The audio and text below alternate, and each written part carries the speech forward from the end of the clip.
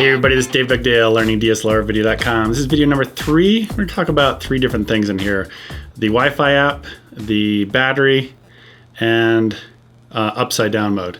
So first let's talk about the Wi-Fi app on the Panasonic GH4, which it's probably one of the best apps out there. Blows the doors off the Canon, blows the doors off of the Sony A7S remote Wi-Fi app. And this is great because you don't need to tether it or attach something to it for the HDMI. And the Wi-Fi on this thing goes pretty quick. I mean, it doesn't have that much latency. So you can definitely get your framing. You can definitely see what's going on. Just as a side note, you pretty much do have to turn before you start turning with this thing. So if I were to make a turn, you pretty much have to start turning before you actually get to the point where you have to start turning. And since there's a little latency and it's not much, I don't even think you're gonna notice it. I was just filming with it. It's kind of a weird experience. Let me see. So what I can see that screen, I can see this screen. This screen is nice and steady because my frame in what I'm looking at is nice and steady. But when I look through here, the whole thing is moving. But within the frame, it is, I could see what's going on.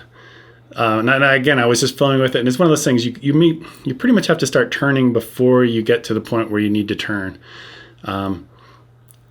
or tilt up, or tilt down. So this has been working really well because not only can you start and stop the recording, I can adjust the exposure, the white balance, the ISO, just about everything because this app is so good. I wish it would have some sort of full screen mode where I could just press a button and it would fill the iPhone screen, similar to what the A7S does in its Wi-Fi app.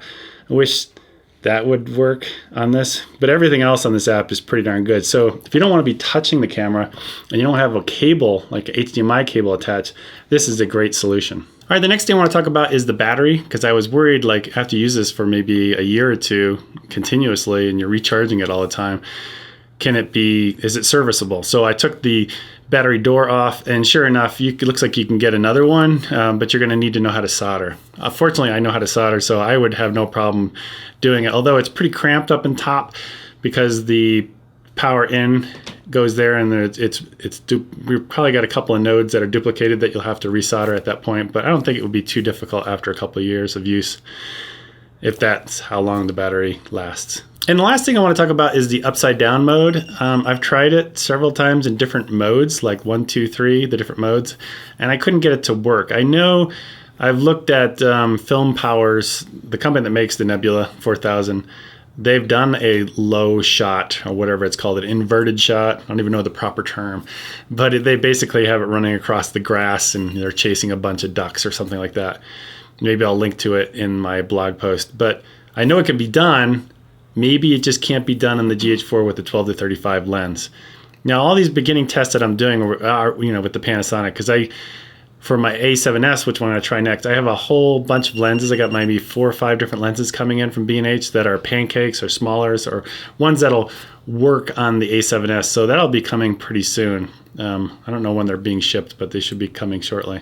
So that's pretty much it. Yeah, this is a cool way of doing it. I'm gonna have to do some more testing with it, but this definitely could be an interesting solution. I'll have to get used to it because I don't know if there's any more mounting points, because I wouldn't want to mount it off of the actual sled, because then things would just get really wonky. Or you could mount it to the back of the sled. That would be cool, but then you'd have to counterbalance it with a heavier lens or something, because you could maybe stick the iPhone on the back here. That would be kind of a cool solution. All right, that's pretty much it. I'll talk to you guys later. Bye.